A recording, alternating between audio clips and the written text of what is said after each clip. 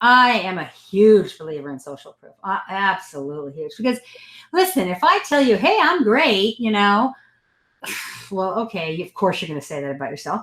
But if someone else says, hey, she's great, then you're like, oh, well, that's much more credible. That's believable. Why?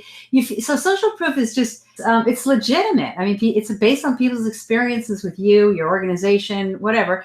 And so people respond to that. They trust that. That's more credible to them. And then because it's often told in a story kind of format, a story terms, because what happened to me when I worked with that company, here's what it did for us.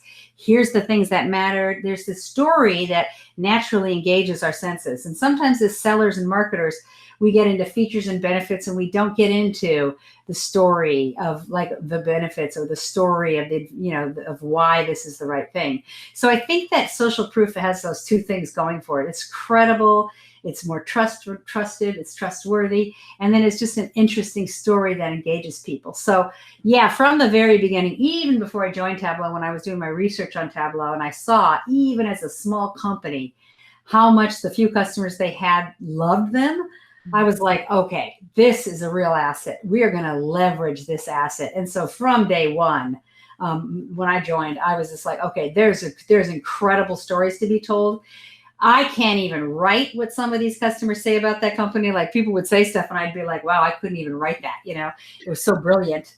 Of course I, use their words, and it was a huge part of our advertising and marketing. In fact, for many years, in fact, I don't know if they're still doing this, but for most of the photographs, or a lot of the photographs and a lot of the images you'd see were real images. Like I preferred to photo shoot real customers, even if it was just them in training. And that's why our conferences and our events were so valuable to us. First of all, getting all that content and getting all those interests and those voices, telling it in their words. And then secondly, seeing the pictures of these authentic people using the product, being successful with the product.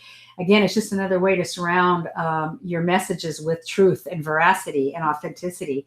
So yeah, I'm a huge believer in it, and we leveraged it a lot. We were lucky to have that asset. So if you've got that asset, delighted customers, use it because it's the most credible way to get your voice out there. That being said, you got to amplify those voices. You got to get those voices out there. It's not enough. A lot of people think, oh, I'm going to get a case study and put it on our website, or I'm going to make a video and put it on my website. That's not enough, man. People maybe will find it, but they probably won't. So you've got to have a plan for amplification and making heroes out of your customers and giving them the visibility, giving them the opportunity to showcase, to be showcased in public and become heroes and influencers in and of themselves. And if you have that attitude, I think that the amplification and the participation from your customers is that much easier. Like if you capture a video or you capture a conversation or you write a case, there's a lot of ways to use that content. So finding ways to bring that content to life in different formats for different parts of the funnel or different parts of the flywheel, just the different parts of the customer lifecycle journey, is worth doing.